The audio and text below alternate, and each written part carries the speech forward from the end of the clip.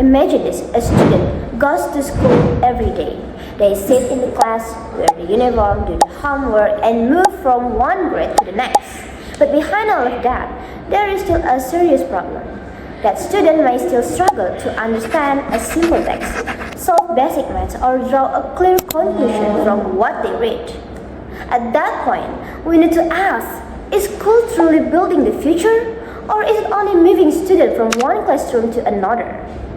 Because the real problem in education in Indonesia is not only about buildings, uniforms, or changing curriculums.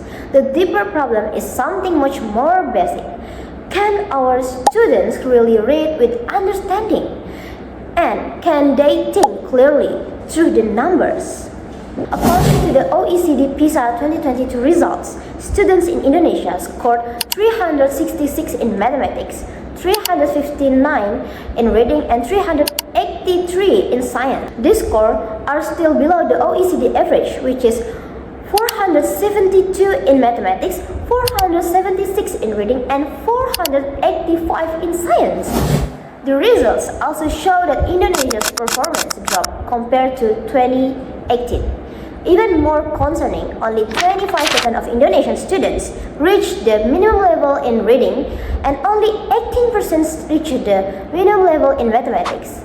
This is not just about the student being less smart. It's also about a system that hasn't been strong enough to make basic understanding part of daily learning. Education should help students build habits of thinking, reading, and solving problems. But when that doesn't happen, the gap becomes bigger and harder to ignore. The situation was also affected by the pandemic.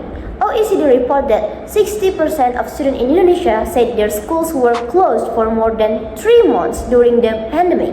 That kind of disruption left a real impact on learning. There is also another important issue: school participation. Based on BPS data, the school participation rate for ages 16 to 18 in Indonesia was 44.65% in 2024 and 45.30% in 2025.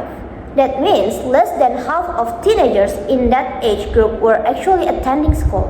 That is not a small number, that is a warning sign.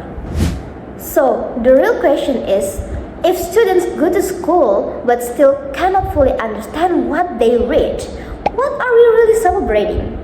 If they sit in class every day but still struggle with basic numeracy, are we preparing a generation for the future, or only teaching them how to survive the present? Indonesia doesn't lack of smart young people. What we need is an education system that helps that intelligence grow properly. Because the future of a nation is not measured by how long students sit in school, but by how deeply they truly learn. I'm Feni Marcelina, that's all from me. Thank you so much.